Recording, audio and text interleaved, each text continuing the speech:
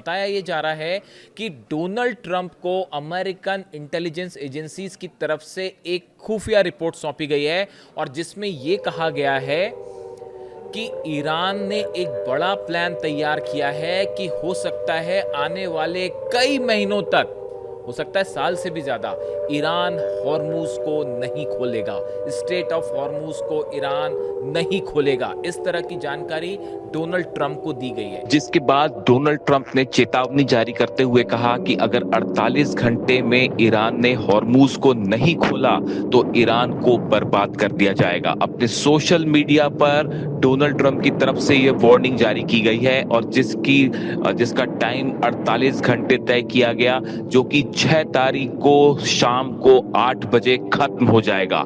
अब सबकी नजरें हैं कि 48 घंटे बाद डोनाल्ड ट्रंप क्या करने जा रहे हैं और क्या ईरान पर कोई बहुत बड़ा हमला होने वाला है। एक बड़ी बैठक होने जा रही है अमेरिका में, इस तरह की जानकारी है, जिसमें अमेरिका की तीनों सेना के प्रमुख शामिल होंगे, डोनाल्ड ट्रंप शामिल होंगे, इसके अलावा इंटेलिजेंस ऑफिसर्स जितने बड़े हैं सब शामिल होंगे। और इस बैठक में अब ये प्लान तय होगा कि अगर ईरान हॉर्मूज को नहीं खोलता है तो इस सिचुएशन में आगे क्या किया जाए। देखिए, मैंने आपको अपने पिछले वीडियो में बताया था, जितने सारे बड़े वॉरशिप्स हैं अमेरिका के, वो एक बार फिर मिडिल ईस्ट में हैं, चाहे जॉर्ज डब्ल्यू बुश हो, अब्राहम लिंकन हो, जेरल्ड आर फोर्ड हो, ट्रिपोली हो। इसके अलावा डिएगो गार्सिया में एक बड़ी प्रैक्टिस चल रही है, बड़ी संख्या में अमेरिकन सोल्जर्स मौजूद हैं जो हॉर्मूज में कैसे ग्राउंड ऑपरेशन किया जाए इसकी तैयारी कर रहे हैं। अब ऐसे में सवाल ये है कि जो ये रिपोर्ट सामने आई कि ईरान हॉर्मूज नहीं खोलेगा, इस पे अमेरिका का अब अगला कदम क्या होगा। देखिए, आप चाहे आसमान की बात करें, चाहे ज़मीन की बात करें, चाहे समंदर की बात करें, तीनों ही एरियाज में अमेरिका की सेना को ज़बरदस्त झटके लगे हैं एक महीने के अंदर। अगर आप एयरप्लेन्स की बात करें, फाइटर जेट्स की बात करें, तो आपने देखा ही कि किस तरह से जो है वो धड़ाधड़ अमेरिकन प्लेन्स गिर रहे हैं। और जो ईरान का जो नया डिफेंस सिस्टम है जिसको लेकर मैंने वीडियो बनाया था, माजिद, उसने जो है सच मायने में अमेरिकन एयरफोर्स के सामने वो चुनौती खड़ी कर दी है जो शायद सेकेंड वर्ल्ड वॉर के बाद पहली बार इतना बड़ा चैलेंज अमेरिकन एयरफोर्स को मिला। ना इराक वॉर में मिला, ना अफगानिस्तान वॉर में मिला, ना ही कहीं और मिल पाया। लेकिन ये पहला मौका होगा सेकेंड वर्ल्ड वॉर के बाद जब अमेरिका के जेट्स इतनी बुरी तरह से क्षतिग्रस्त हो रहे हैं, प्रभावित हो रहे हैं। तो आप देखिए, आसमान वाली जंग जो है उसमें ईरान भारी पड़ता दिखाई दे रहा है। अगर आप ग्राउंड ऑपरेशंस की बात करें, अमेरिका ईरान में कदम नहीं रख पा रहा, हॉर्मूज पर ग्राउंड ऑपरेशन करने की हिम्मत नहीं जुटा पा रहा। और जो नई इंटेलिजेंस रिपोर्ट है वो ये कह रही है कि अगर आपने यहाँ पर सेना भेजी और ग्राउंड ऑपरेशन किया तो उसका नतीजा होगा आप घेर लिए जाएंगे। ईरान की जो सेना है उसने एक मल्टी लेवल तैयारी कर रखी है। मैं एक वीडियो में अलग से आपसे बात करूंगा कि ईरान की क्या तैयारी है, लेकिन अगर ग्राउंड ऑपरेशन होता है तो आप वहाँ पर भी हारेंगे। समंदर में आप देखिए जिस तरह से जहाज जो है, बड़े बड़े वॉरशिप्स अमेरिका के करीब गए ईरान के, लेकिन वो वापस आने शुरू हो गए। चाहे वो अब्राहम लिंकन हो, चाहे जेरल्ड आर फोर्ड हो, उस पर तो सीधा अटैक तक हुआ और आग लग गई उसमें। ऐसी हालत में समंदर में भी जो है वो ईरान भारी पड़ रहा है। और अगर आप बात करें सरफेस टू सरफेस वॉर की, तो आप जान ही रहे हैं कि किस तरह से खुर्रम शहर और फतेह 2 और सेजल और इमाद और कदर, लंबी लिस्ट है ईरान की मिसाइल्स की जिसने तबाही मचा रखी है।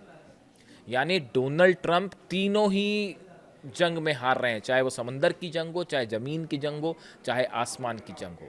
और इसीलिए मुझसे किसी ने कहा कि अगर 100 डोनाल्ड ट्रंप भी आ जाएं तो भी ईरान को नहीं हरा सकते। इसीलिए मैंने ये थंब आज की वीडियो का दिया।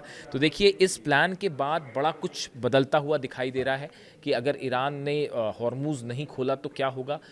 अगर किसी तरह का ऑपरेशन होता है, देखिए आप अगर हमलों की बात करें, ओरेकल बिल्डिंग पर हमला, इंटरनेट सिटी पर हमला, अगर आप दुबई की बात कर लें, यूएई में लगातार हमले हो रहे हैं और चुन चुनकर आईटी फर्म्स को निशाना बनाया जा रहा है, इंफ्रास्ट्रक्चर को निशाना बनाया जा रहा है, अमेरिका के जो जुड़े ठिकाने हैं उनको निशाना बनाया जा रहा है। फुजेरा पोर्ट पर क्या हुआ आपने देखा।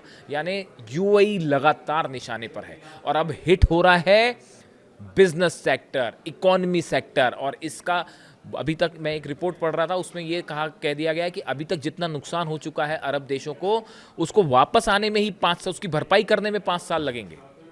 चाहे वो दुबई हो, चाहे अबू धाबी हो, चाहे सऊदी हो, जॉर्डन हो, बहरीन हो, कतर हो, ये सब को नॉर्मल इकोनॉमिक फंक्शंस करने में 5 साल लगेंगे। नॉर्मल होने में इतनी मिसाइल्स पड़ चुकी हैं अभी तक, अभी 1 महीने की जंग हुई है। इसके अलावा सऊदी में भयंकर अटैक हुआ है, एक बार फिर से अमेरिकन बेसिस पर मिसाइल अटैक हुआ है, जिसकी तस्वीरें भी हैं।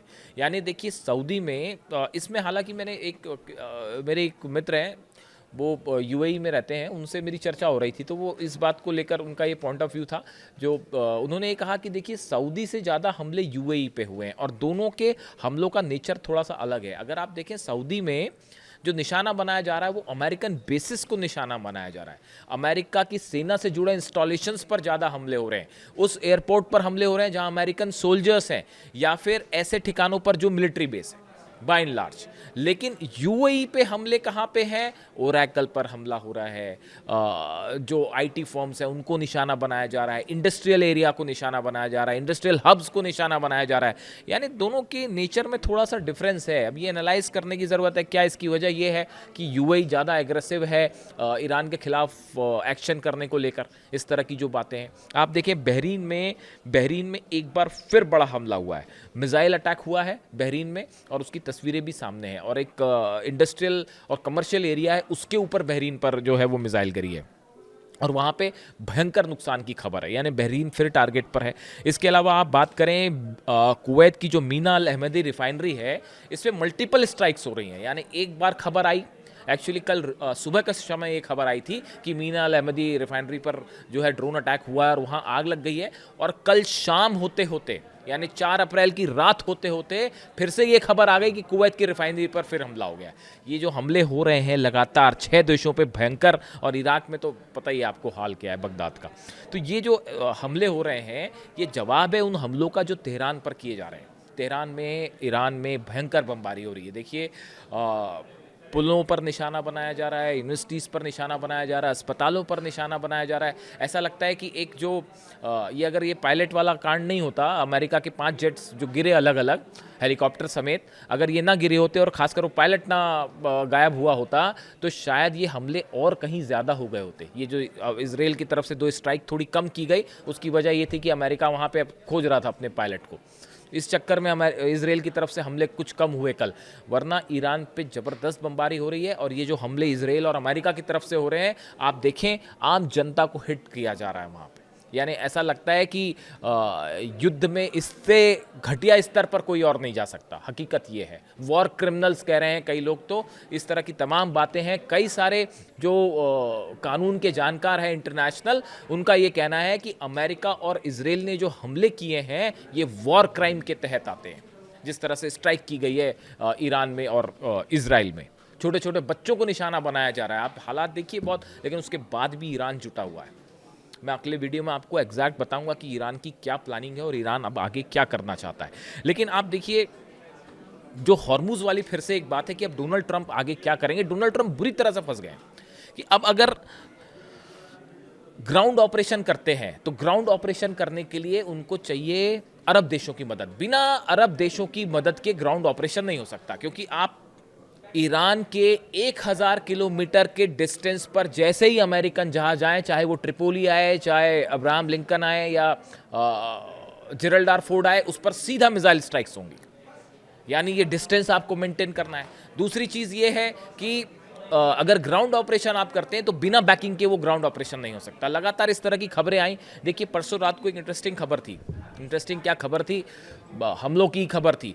केशम आइलैंड पर बड़े बम्बार्डमेंट की कोशिश हुई, और इस तरह से कोशिश हुई कि इन आइलैंड्स के बीच में ईरान का संपर्क तोड़ने की कोशिश की गई।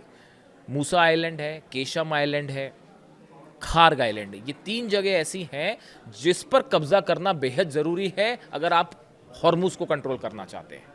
अमेरिका की ये कोशिश है, जो बम्बार्डमेंट हो रहा है, ये इनकी लोकेशंस तय कर ली गई हैं कि कहाँ पे एक साथ B-2 बॉम्बर्स बड़ी संख्या में बम्बार्डमेंट करेंगे और उसकी आड़ लेके पैराट्रूपर्स नीचे उतरेंगे। यहाँ तक का तो हो गया प्लान, लेकिन आप नीचे उतर जाएंगे तो ईरान की सेना कह रही है हम इंतज़ार कर रहे हैं आपका कि आप नीचे तो आ जाएंगे, उसके बाद आप वापस कैसे जाएंगे, सवाल ये है। क्योंकि यहाँ तो प्लेन्स गिर जा रहे हैं, F-35 F-15 नहीं बच रहा है, तो वो कैसे हेलीकॉप्टर्स आएंगे और उसको उतार के फिर उसके बाद बैकअप कैसे होगा। ये जो बैकअप वाला प्लान है, यहाँ पर आके फंस गए हैं डोनाल्ड ट्रंप और अमेरिका की सेना। और इसी वजह से डोनाल्ड ट्रंप को ये कहना पड़ जा रहा है बार बार कि अब हॉर्मूज हम नहीं खुलवाएंगे, ये दूसरे देशों का काम है, जबकि हकीकत इसके अपोजिट है। अमेरिका एक बड़ा प्लान करके चल रहा है हॉर्मूज पे एक्शन का, लेकिन बात वही है कि ईरान जो है वो तैयार बैठा है उसके लिए। यानी आप देखें कि हॉर्मूज जो है ये ईरान की एक बहुत बड़ी जीत हो गई है हॉर्मूज में। जैसा पहले कहा जा रहा था कि अगर ये बंद हो गया और अगर एक आध साल बंद रहा तो उसके बाद आप देखिए कितना बड़ा इकोनॉमिक क्राइसिस होगा। और फिर वो उसी ओर इशारा कर रहा है कि सत्ता परिवर्तन अमेरिका में हो जाएगा, ईरान में नहीं। इसके अलावा देखिए इजराइल से भी खबरें हैं। इजराइल में लगातार बड़े हमले हो रहे हैं। सेंट्रल इजराइल में सीधा मिसाइल्स ने हिट किया है। नेगेव में लगातार हमले हो रहे हैं। नेगेव और ऐसा लग रहा है कि डिमोना को जिस तरह से निशाना साधा जा रहा है। बुशर में एक तो हमले हुए, बुशर पे न्यूक्लियर प्लांट के बेहद करीब मिसाइल गिरी है, जिसको लेके ईरान ने IAEA से भी संपर्क किया और जानकारी दे दी गई कि हिट किया गया, हमारे न्यूक्लियर प्रोग्राम के पास मिसाइल गिरी है और न्यूक्लियर सेंटर के पास, और उसका नतीजा था नेगेव में भयंकर हमले किए ईरान ने और डिमोना के पास मिसाइल्स गिर रही हैं। यानी ऐसा लग रहा है कि ये परमाणु सेंटर्स के बीच जो खेल चल रहा है, ये किसी दिन एक ऐसा धमाका करेगा जिससे कुछ भी नहीं बच पाएगा। और इसको लेकर हर न्यूक्लियर साइंटिस्ट इस बात को समझ रहा है कि यहाँ क्या हो रहा है। ये डिमोना और बुशर और नतांज और इस्फहान में जो हमले हो रहे हैं और उसका इधर जो डिमोना पर हमले हो रहे हैं, इसका नतीजा किसी दिन इतना भयंकर हो सकता है कि ये सब कुछ बदल कर रख देगा। तो अब हालात ये हैं कि जंग कम होने और ख़त्म होने की बजाय पहले के मुकाबले कहीं ज़्यादा तेज हो गई है। इससे जुड़ा जो भी आगे अपडेट होगा मैं आप तक पहुंचाऊंगा। वीडियो कैसा लगा कमेंट करके ज़रूर बताइए। Thank you so much.